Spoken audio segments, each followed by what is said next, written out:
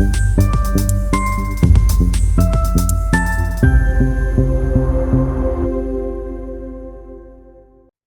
hello and welcome to the Creating Connections podcast, where I bring voices and perspectives from people who are making a difference for children's learning and development. I'm Rachel Stewart, and I'm passionate about connecting with people to share experiences and learn from each other how we can best support children to thrive. In this series of the podcast, we're exploring successful leaders in education, so you can learn from a diverse range of people what makes a successful leader and how you can take their learnings and apply them to your leadership. Today, I'm introducing you to Stephen Trotter, who has been a senior school leader and principal in a variety of school communities across primary and secondary education sectors. Stephen has been a system leader as Network Executive Chair and an executive member in 2 Victorian government principal networks. Over his journey, he has built a passion for designing, trialling and refining adult learning architecture for educators and leaders to ensure they are on the path for sustained ongoing improvement.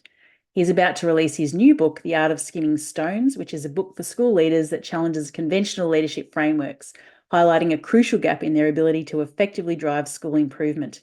His new leadership model emphasises intentional steps, focusing on subtle yet crucial shifts to engage individuals and foster meaningful improvement. So I'd like you to welcome Stephen Trotter to the podcast today. Well, welcome to the Creating Connections podcast. It's my pleasure to have you here today. I've actually just introduced you prior to you coming on screen. And today we're really going to be talking a little bit more about your leadership journey, but also about your new book, which is very exciting. That's going to be launched soon, I believe. When's that actually happening? Yeah, so I believe the print button gets hit tomorrow. So, Oh, wow.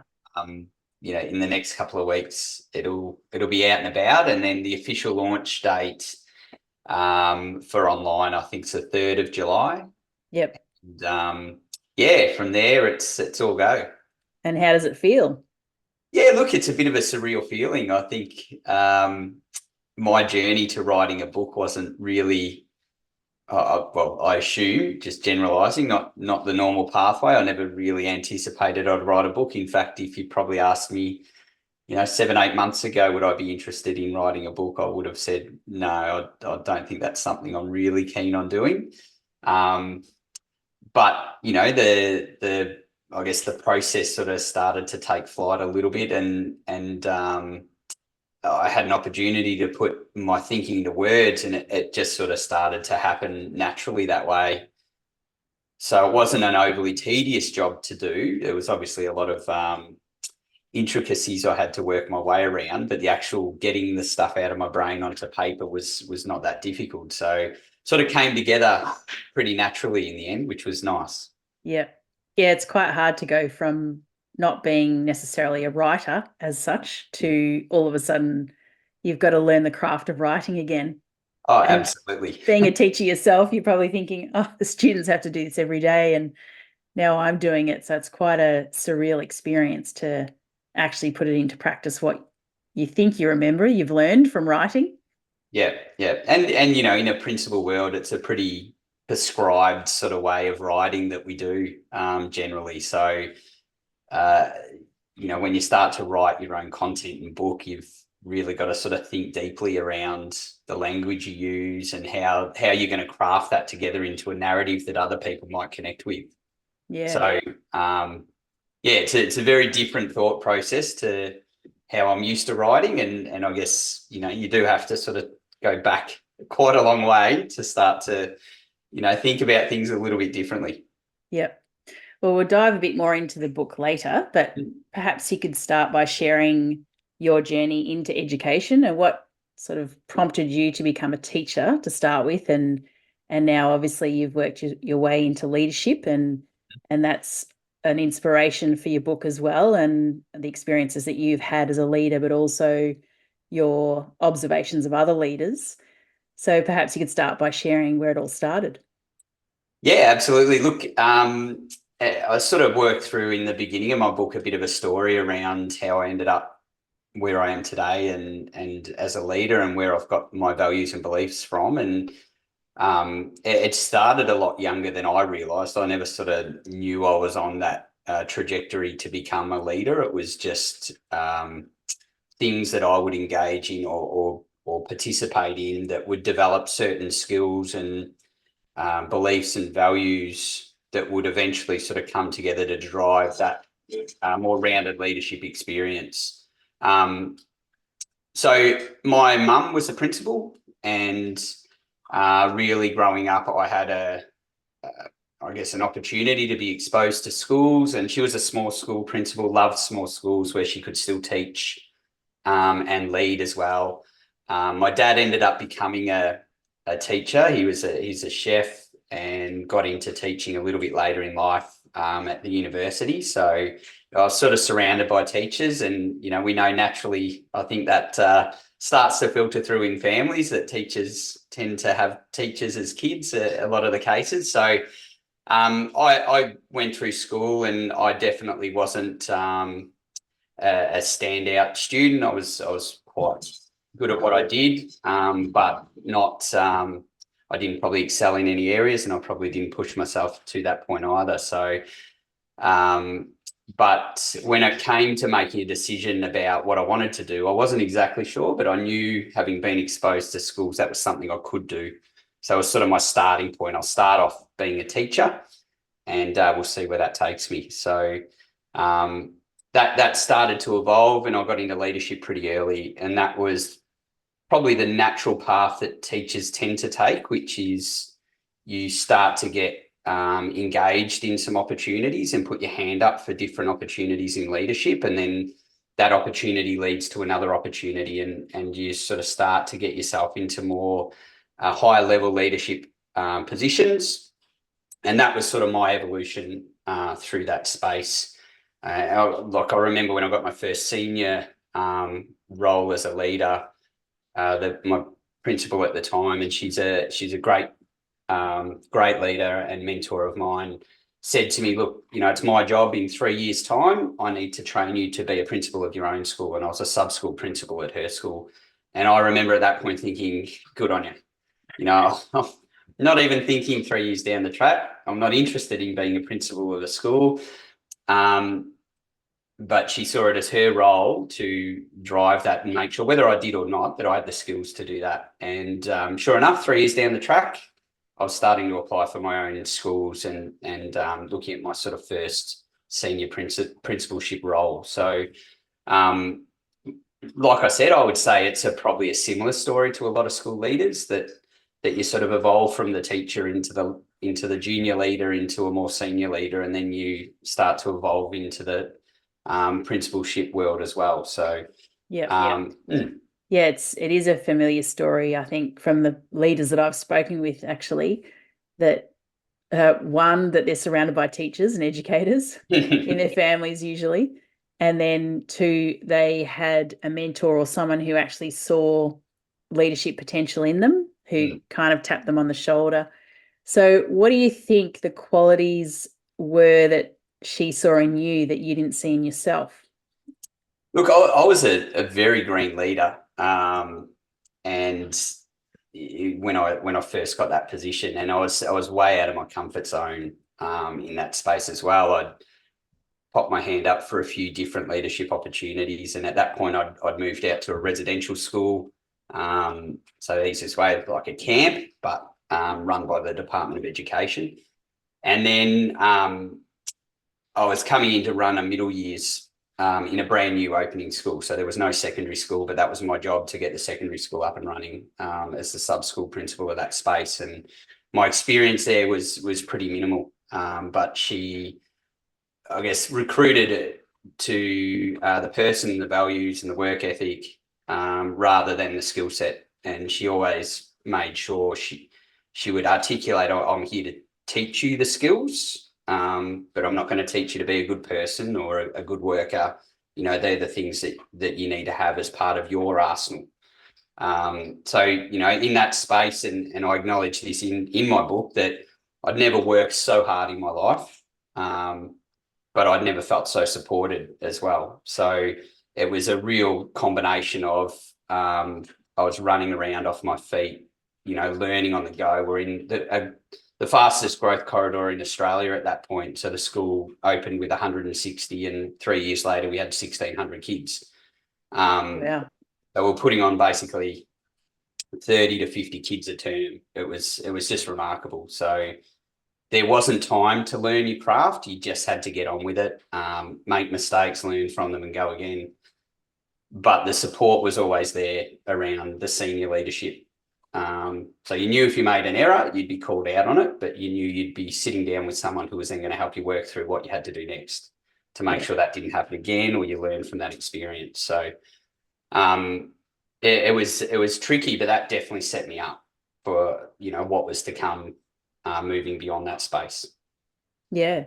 So it's so important to have that good leadership around you to actually mentor you.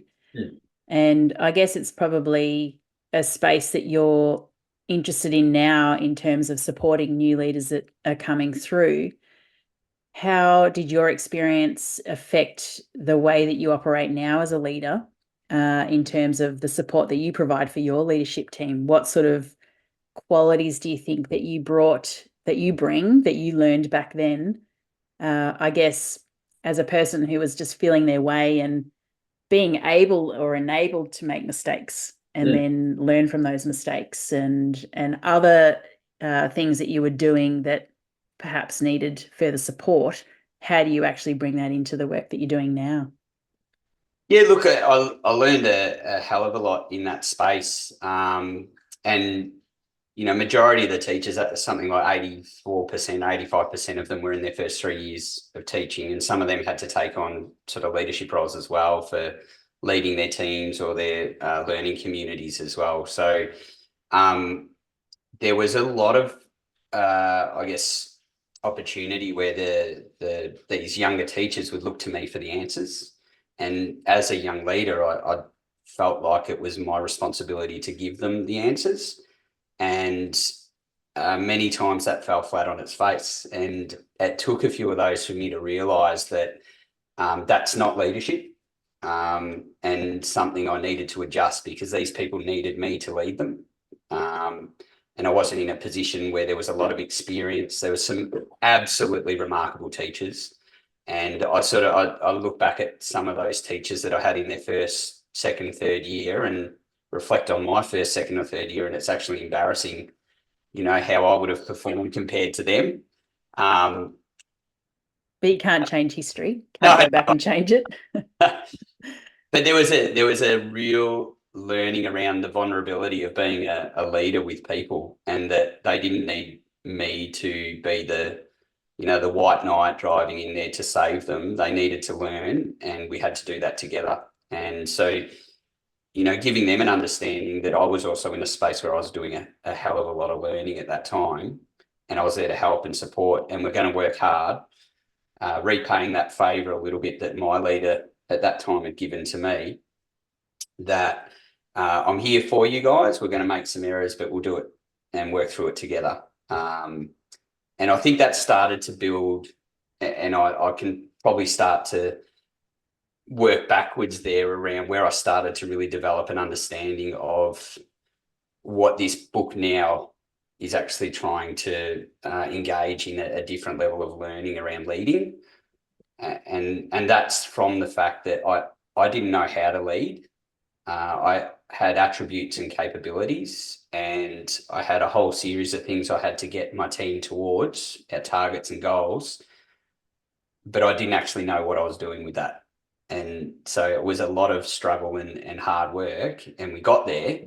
But I can also see there's probably a lot of people that maybe don't have or didn't have the support that I had and the structures around me that may not get that same opportunity. Yeah. In terms of I guess there's a lot of people who are in leadership positions now, who could possibly be struggling with, the same sort of issues and not have that support. So in those early days, I guess you were looking at different frameworks and the way that other leaders lead others, and different sort of leadership styles. But how did you know which sort of direction to take? Was it just instinctive, or did you have to go and do some research around different frameworks, and how did that sort of sit with you at the time, and how does it sit with you now? So over time, you've obviously worked your way into your own leadership style, and now you've created your own framework.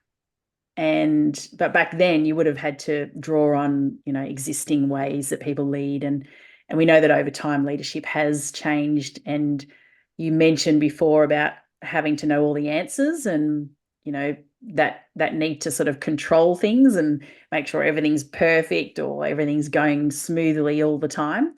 How did you sort of come to the realization that that needed to shift over time?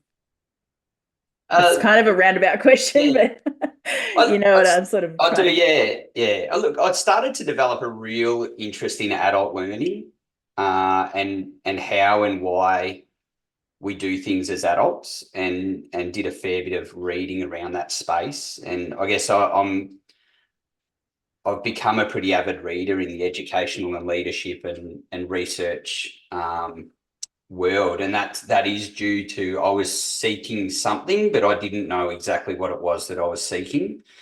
And as it turns out, for me, I was seeking a level of structure that I didn't have, and had to sort of find my feet through trial and error, and modeling that off other people. And like I said, I was very fortunate to have some great leaders around me, where the modeling or watching them lead, I was able to learn a lot from. But it started to generate this sort of level of reflection around what I referred to as your leadership story of origin.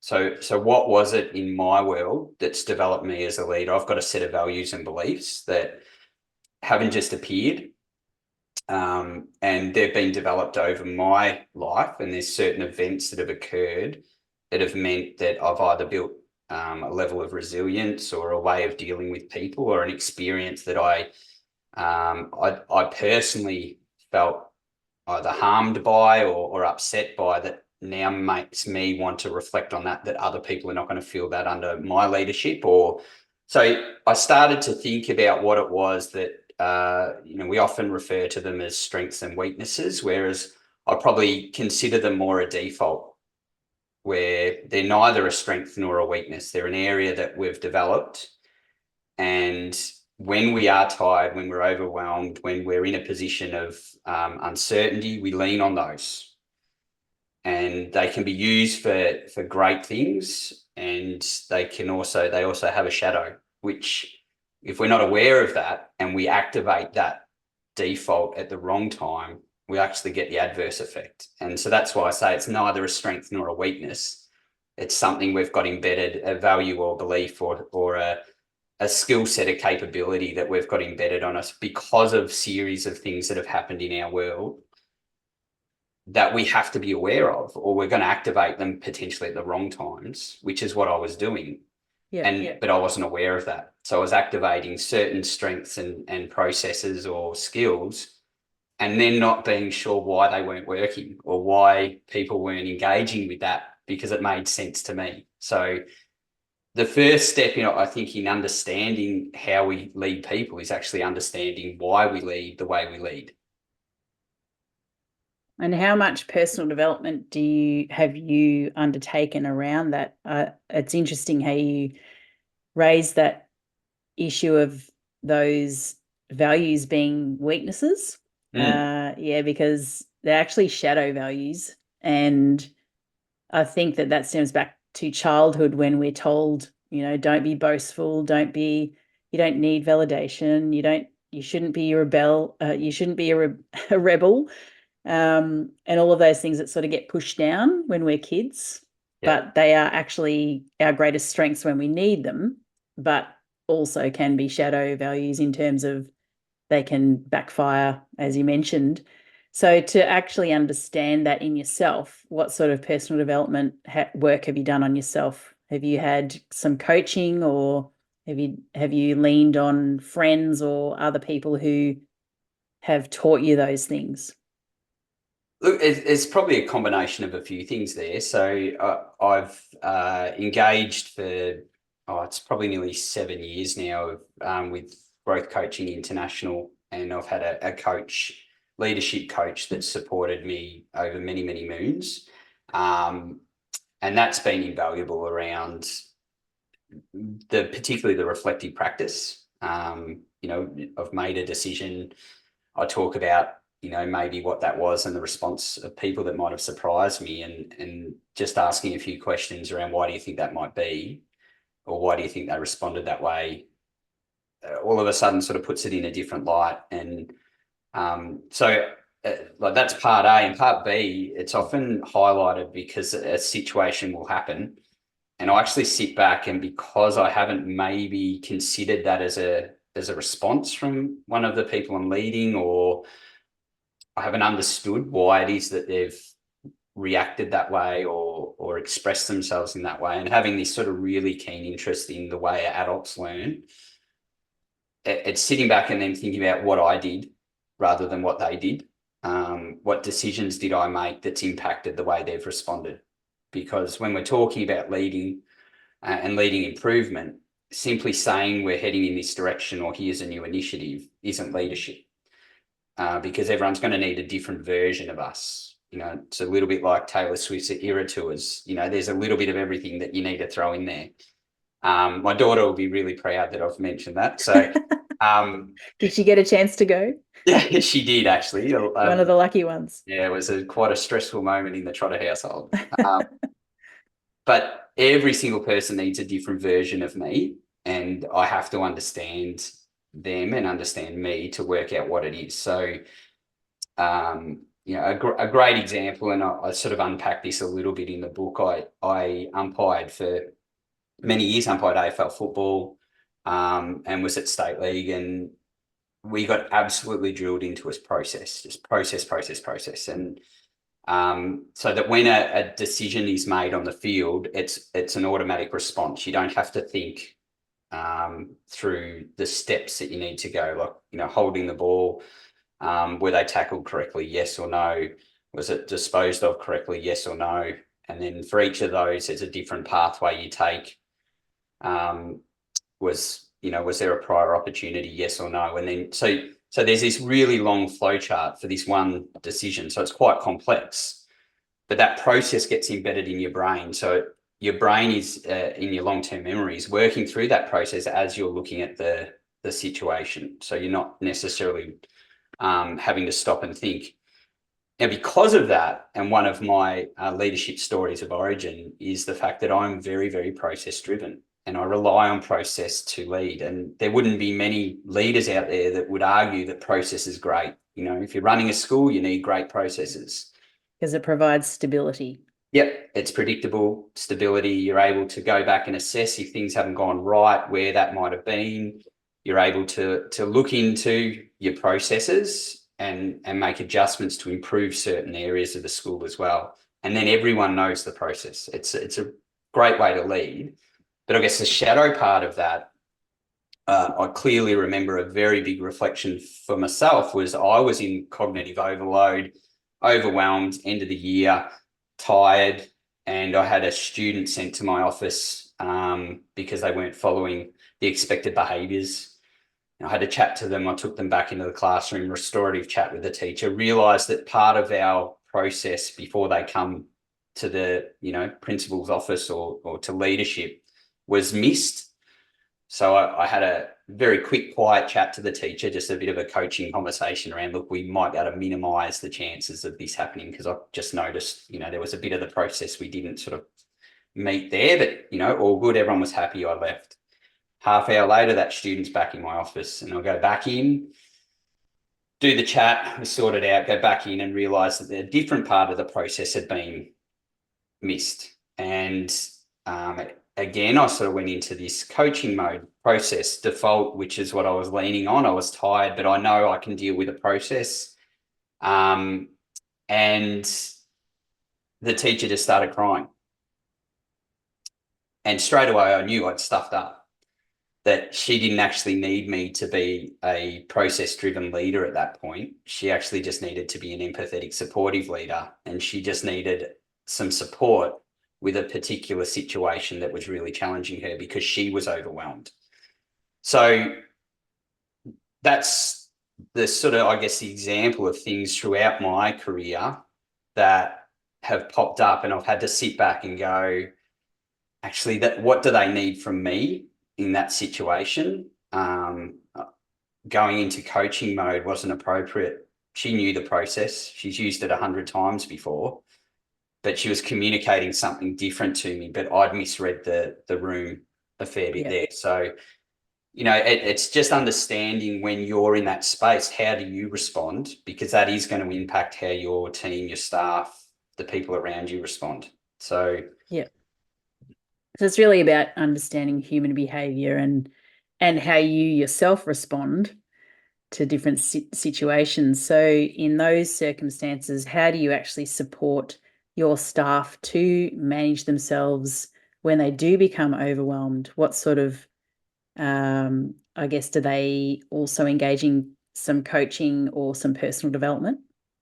yeah, absolutely. And again, it's encouraging that reflective practice. There's, I've never come across a teacher that has decided, woken up in the morning and gone, do you know what, today I'm going to do a terrible job and I'm going to go out of my way to really annoy some parents and, I might really tick off the principal. That's just not in the natures of teachers. And we need to look beyond that, because if people are behaving in a way that we're perceiving it to be that way, I'd almost guarantee there's something else happening there. And that needs to be addressed in a way that's also appropriate. And what pathway you take with that, again, or process, will depend on what's happening. But for this example with the teacher, that afternoon I got her into my office and I apologized and said I misread, I made an error in how I approached the situation. But we then reflected on, okay, so next time, how could we manage that situation a bit differently? Because doing that in the space while she was upset, because she was trying to ask for help in a way that she only knew how at that point, wasn't the appropriate time to do that. But there needs to be that closure and that sort of loop of reflection, so that next time we get to that scenario, we're a little bit more self-aware, or they're a little bit more self-aware about what or how they respond in that situation.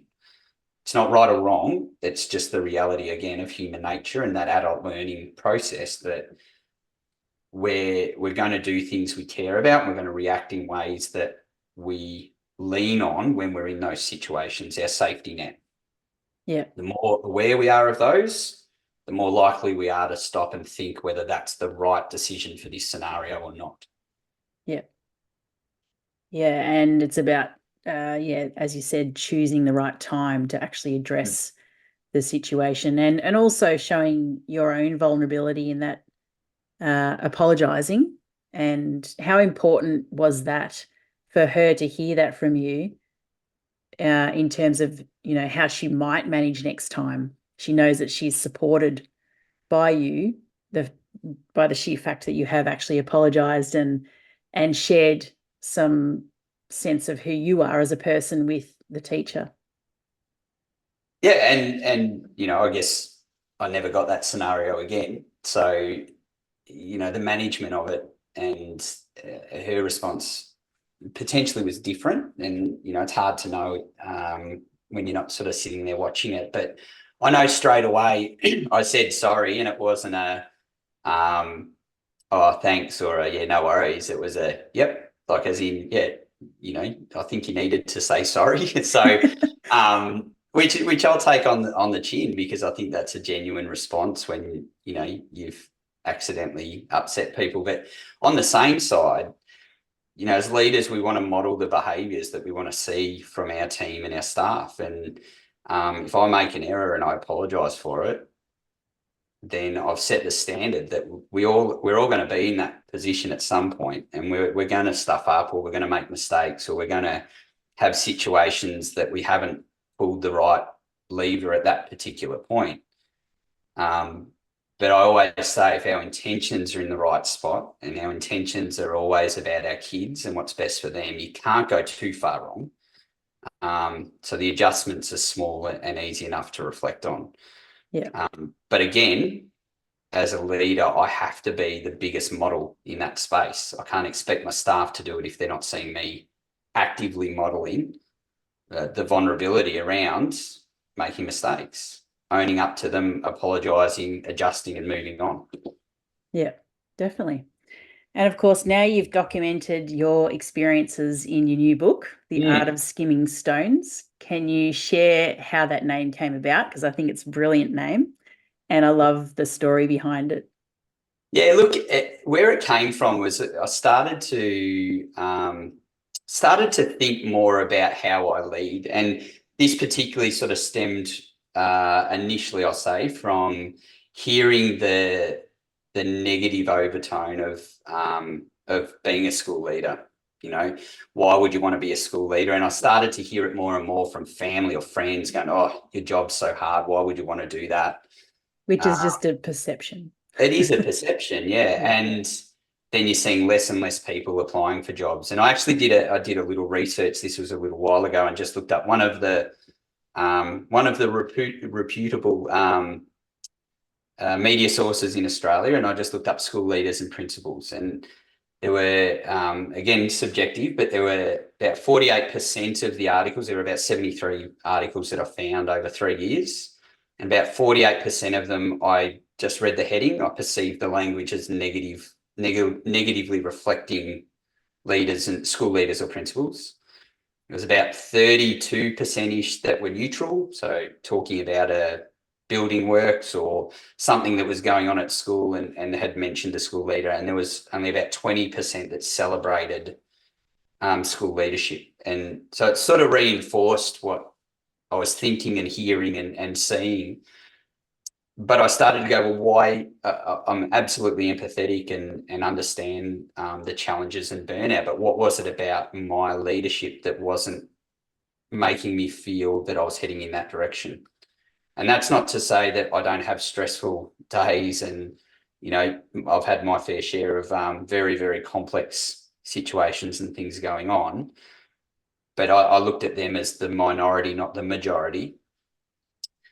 So that's I started to get into this idea of what is my leadership model, and I thought, you know what, there's got to be one out there. So I reached out and I sent an email to a number of people that I knew in consulting and things like that around leadership. Can you send me any of the leadership models that you're aware of? And I got a few, many are the same and many that everyone would have heard of. There's, you've got Cotter's and McCrell's, and there's a whole series of different frameworks, but they probably weren't models as such. And there's a book, Driving School Improvement by Macklin and Zabar, and they'd actually done in there, they talk about they've scrutinised leadership frameworks worldwide, and they found that they all fall short of actually supporting leaders of how to lead.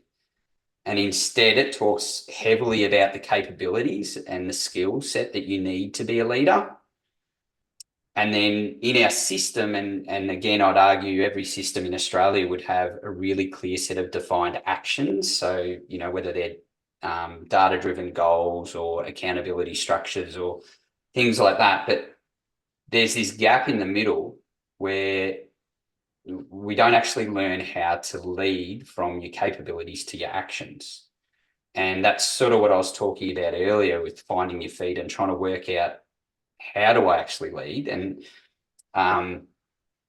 referring to Simon Sinek's Golden Circle, why, I think in education, our why is pretty clear. Like if you talk about the bigger picture why, yeah, and what we do, well, that's pretty clear as well. And we've got a really structured system around curriculum and things. But I think when we talk about like how do we do it, that's the difficult part, and it becomes a bit contentious around, well, what does that look like and how are we going to achieve A, B, and C?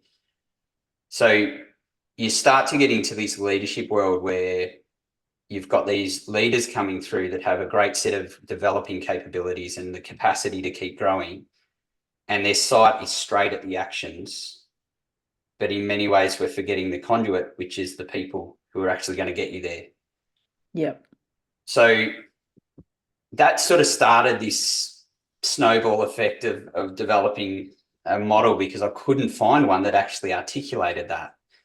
And it was actually, I was camping with my family, and we were at Wire River. There's not a lot of stones in Wire River. It's runs into the beach, but there were enough there to get the kids excited. But I started to just think about this process of picking up stones and dropping them because they weren't the right stone for a good skim across the water. So we're sitting there with the kids, and we're there for ages, and you'd think you'd see the right stone and you'd pick it up, and it wouldn't be, because it'd be too fat or too heavy or too round or too big or too small. And so we're dropping and picking up and dropping and picking up, and then we'd find the perfect stone and we'd have a go at skimming it.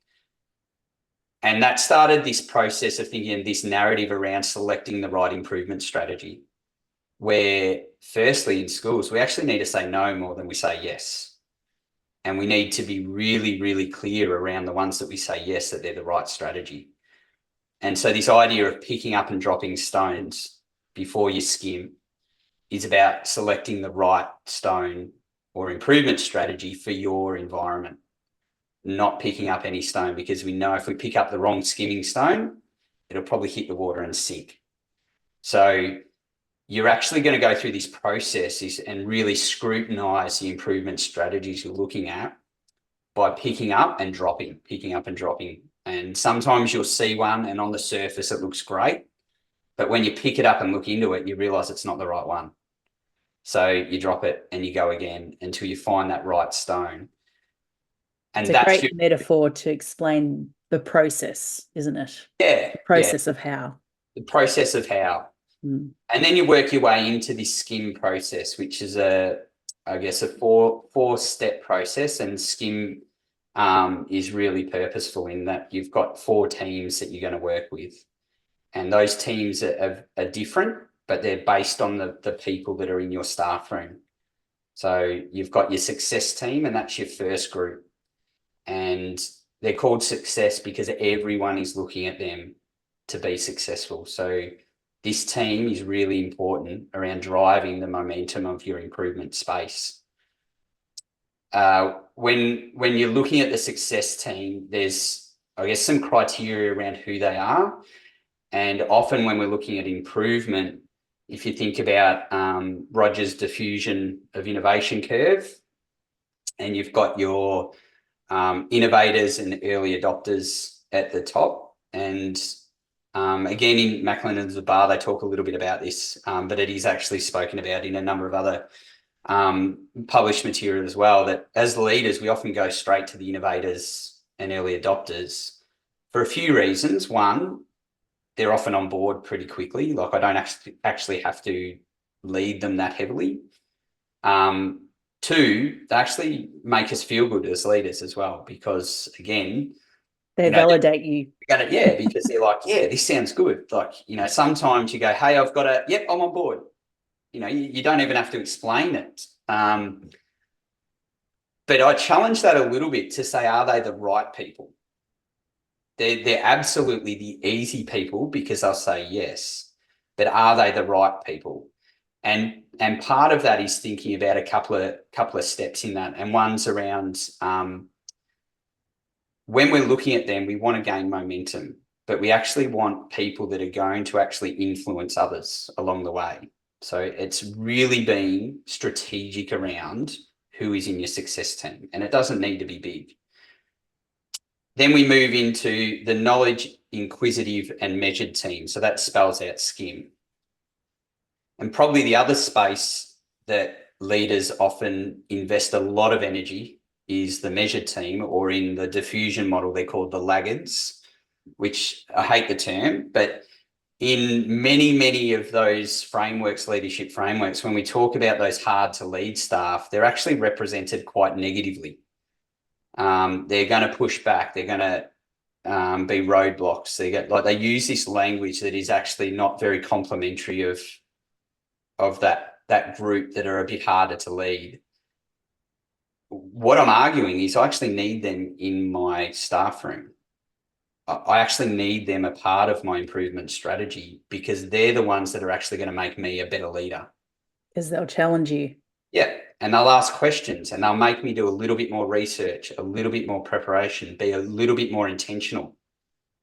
but also it's predictable. So I don't need to argue and fight and be rude and, have this back and forth debate, because I know they're going to take time. So they're going to engage with this improvement strategy, but probably not today and probably not tomorrow. And that's okay. I don't need to have that argument today, because I need to do some real intentional leadership with that group, and it's going to take time. So I've got some other people I'm going to skim through until it is their time. And so again, it's alleviating this idea that I need to challenge people that are challenging me. I don't.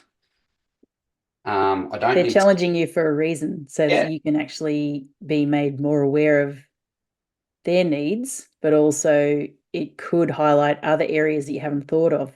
absolutely. Absolutely. And sometimes we shut off from actually accepting the fact that they might have some really good things and in saying that, sometimes they mightn't ask the question in the most professional way. That's a separate conversation. But if we get through the emotional part of this, when you're looking at improvement, we're actually challenging people's beliefs and values, because we're changing things in their world that they genuinely believe in.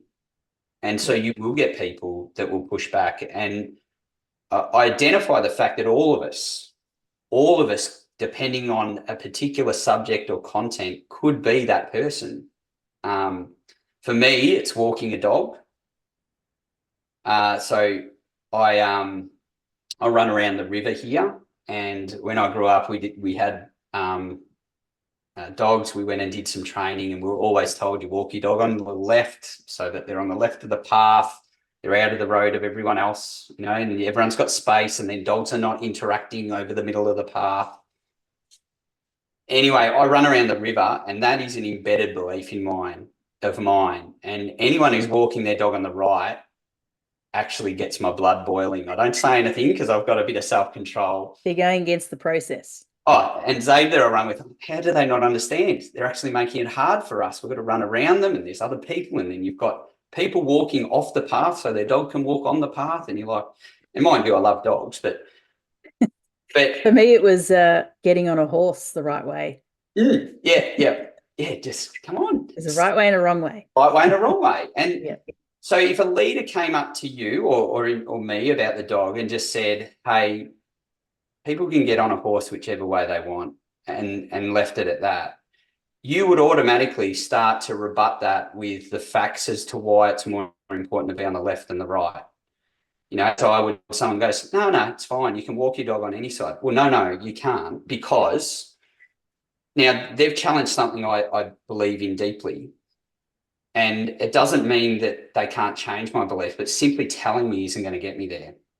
They'll need to spend some time and show me evidence and prove to me, not convince me or persuade me, but prove that this is actually an okay scenario before I'm going to change that embedded belief of mine. And if we think about that in a school, we've got people that have been teaching reading a particular way and genuinely love the way that they teach reading and believe, rightly or wrongly, that it is the best way to teach reading. And we come in and say, hey, we're going to change the way we're teaching reading, or we're going to take this resource away and add in this new resource.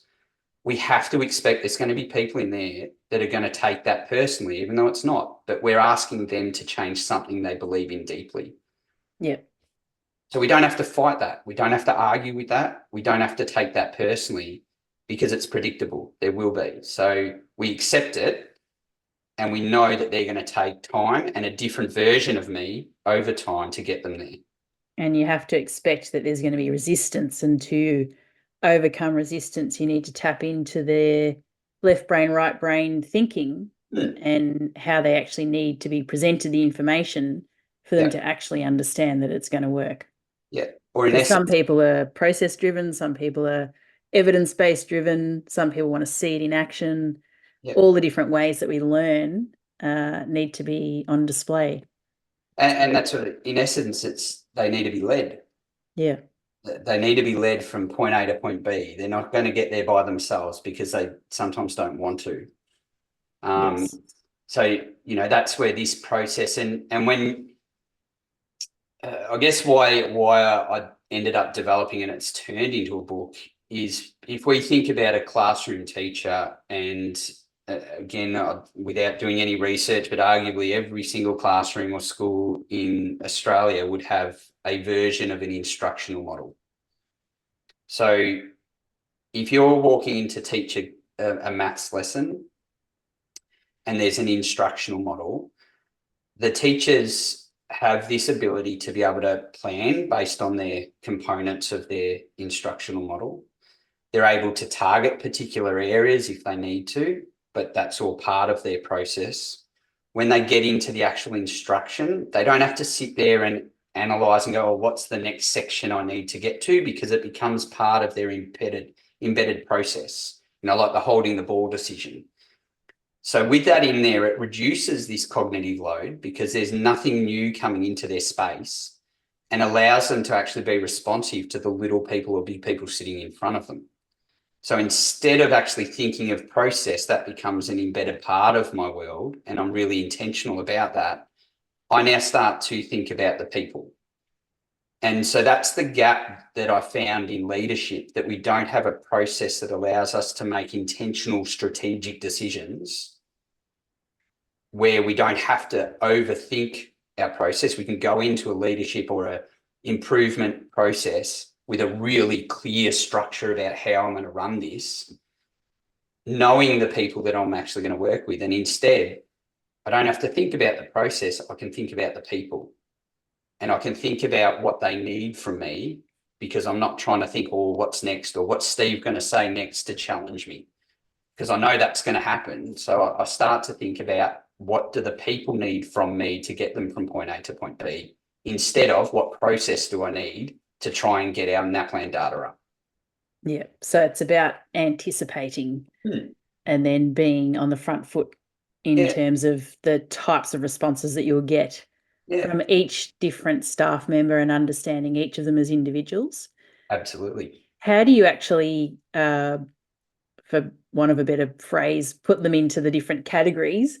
We don't want to put people in boxes or label them, but is there like a crossover? Could you be an SK or could you be an IM? Yeah. Is there a category or like a criteria you've created to identify which category they sort of sit in or sit in between? Well, yeah, look, and I think the thing with that is we can't make assumptions of where people sit, because if someone started talking about walking dogs, even though I'm a pretty open, flexible, innovative leader, they might see a different version of me come out when they start saying dogs can walk on the right or wherever anyone wants to. Or if you see them while you're running, walking their dog on the right. So making assumptions that Steve's someone who's always going to be in the measured team, he's always going to push back, is not appropriate, because we're pigeonholing people in a space that isn't fair. It's not a static space, it's a dynamic space, and everyone's going to have different values and beliefs, as I do, as you do. So really, when we're starting to think about this, it's being really intentional about how we actually lead this group. And through the book, I work through a few stages of how to select the right people, not the easy people. But one of those, if people want to engage, we're not going to say no to them. But it doesn't mean that we're not picking some other people. So to start off with the success team, I talk about the 3 C's. And that's, we talk about firstly, a context. So we need to have a look at the context in which we're leading, and is this a strength of the person that we're actually going to be able to get them to support the momentum moving forward, which is, I call the meerkat effect, which is where we visualize a meerkat standing on the burrow, sort of going, oh, what's going on over there? That's what we're trying to drive. We're not trying to persuade people to get on board. We want them, through celebrating, through working, problem solving.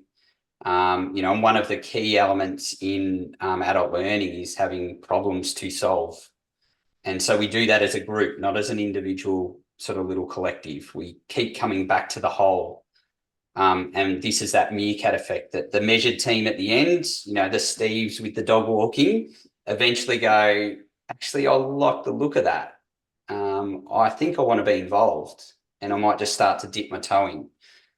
Okay, so that's the first, and then we need to start to move into capacity, because we've got to think of so the second C, that if we use, say, the innovators or early adopters as examples, they're putting their hand up for almost everything, because that's just they're not as risk adverse as the others. They're keen to be involved. They love to be leading things. So, oh, yep, I'm doing that. And when we look at capacity of people, do they have the capacity to actually start in this space? Because we're going to be asking them to lead some of the professional learning and do some of the celebrating and get involved in modelling or coaching. So we need to look at it as a context to go, right, first, what's the context in which we're going to be leading this, and who are the people that have an interest, and maybe sometimes not an embedded interest, but an interest, because if it's embedded, they might be a bit harder to get on board. So we need to consider that. What capacity do they have to actually be a part of this team at the moment? And then we need to start to think about the cultural elements within that space as well. So who are we going to pick that is actually going to have a greater influence on the momentum across the board? So it's being intentional, not being random. And then, one of the things would be, well, how many's in a group? Well, really, it depends on so many other dynamics there. But if you've got a real intentional model, you start off with less and you get the momentum. You watch that meerkat effect just start to get people involved naturally, which I call natural selection, not the natural selection, that animals have and fall over if they're, fittest of the, or what is it? The survival of the survival fittest. of the fittest. Yeah, not that natural selection. But people will start to want to be involved through the meerkat effect. So you're not almost like a fear of missing out. Yeah. It's like building this, going, oh, this curiosity. Yeah. I just want to see what's going on. I want to dip my toe into that space. And then they realize, oh, hang on a minute, this is actually going to make my job easier, or I can see the evidence of improvement. So, this whole process of leadership is not by chance. It's a real intentional decision that you're making. But because you've got a framework there, you're thinking about the people that you're leading and how to build that momentum and increase that idea of the meerkat effect, rather than what am I going to do next? Yeah, that sounds fantastic. It's quite an exciting opportunity for leaders, and it seems to me that sort of framework would want the leaders in your team, or the teachers, would want to get on board, would actually want to be a part of it anyway, because it sounds exciting. Like, it's quite innovative and different, but also very well thought through, and obviously based on your own experience. I guess it's taken a bit of courage to be able to create your own framework. Where does that sort of sense of courage and innovation stem from, do you think, for you as a leader? Look, the courage to create it, to be honest, when I initially created it, I created it for me. And not being selfish about that space, but I needed a language around what I was doing. I needed to be able to develop my team around a consistent process and framework that we could all have a real common language. And that's sort of where it came from initially, and then it sort of took on a life of its own. But the reality is, to me, it's about trying to change the spotlight on the current narrative around school leadership. That absolutely, it is a high pressure challenging job, and the most complex part of our job are the people. But that's also the reason why we do our job. You're in So the business of educating people. absolutely. It's an emotionally charged world, because we're dealing with people's little people and big people, and people our teachers are invested in their teaching and learning, and the people that are sitting in front of them. And we're invested in our staff. And so there's emotions flying everywhere. And we know when that happens, it's sometimes rational thoughts and conversations can go out the door. But the idea of this model is really initially to give me a language around what it is that I need to communicate to people so that we can really have a clear process of leading improvement. But as it's evolved, it's actually not about me. It's about how do I influence others to have or regenerate the love for the work that we do and why we're actually in schools leading people. And it's not for us. Principals are not sitting as a principal in a school for their own worth. They're doing that because they know they can have a better influence on others. So how do we reduce that overwhelm, that burnout, that cognitive overload, and get people back to this conversation around, what a bloody good job it is and a privilege to be a school leader. So that's my motivation now. And that's why I think this book was able to sort of come out a lot easier than I thought, because it's not about me. It's about the passion about the work that we do and the influence we can have by actually just doing it a little bit better tomorrow than we did today. So, building that narrative and changing the spotlight around the narrative of school leaders, really.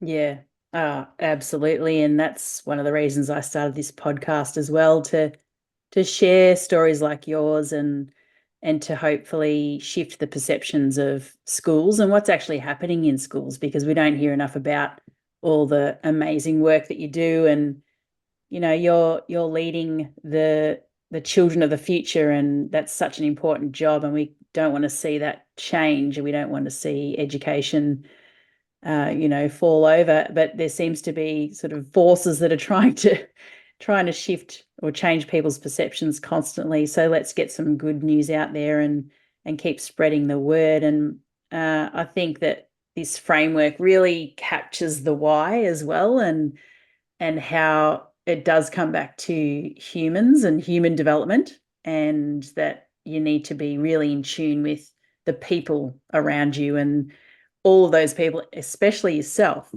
To start with, it all comes back to you and how you tune into yourself and how you actually treat others and as a leader. So I think what you've done is amazing work, and I'd love for you to share how people can find your book once it's launched. Yeah, absolutely. So it's currently on pre-sale with Amber Press. So that's amberpress.com.au. Yep, AMBA, and I'll put a link under the video as well. Perfect. And if you jump on there, there's a lot of great titles on there. So, but if you hit the search bar and look up The Art of Skimming Stones, it'll pop up there as well. And then, like I said, it will be officially launched in the broader terms on the 3rd of July. And the other option is I've also got the links on my LinkedIn page as well, where I've sort of just been keeping the process of publishing and celebrating and some of the successes and some of the challenges as well on there. So, yeah, great. Hopefully I'll get an invite to the launch, being a fellow Amber Press author. Absolutely. So I might actually get to meet you in person. So that would be lovely. But thank you so much for your time today to share your story of leadership and also your new book, which I absolutely can't wait to read. And look forward to hearing feedback from other leaders on the book and also sharing more good news stories about leadership in education. So thanks again for your time. No, thank you. Thank you. It's great. You're welcome. Well, what another inspiring interview in our Leadership in Education series of our Creating Connections podcast. If you enjoyed this interview and would like to learn more from other leaders in education, please click on the subscribe button to receive further podcasts on your feed. If you'd like to be a guest on our podcast, click on the link below to book a meeting with me to learn more about you and your leadership in education. Or if you're listening to this podcast, send an email to rachel@practicallylearning.com.au to express your interest in being on the podcast. If you are a school leader or teacher with aspirations for leadership, but you're challenged with self-doubt, overwhelm, and whether you have what it takes to take that next step, our Connect with Your Mind Mastery Coaching Program can support you to work on your own self-mastery to become the leader you aspire to be.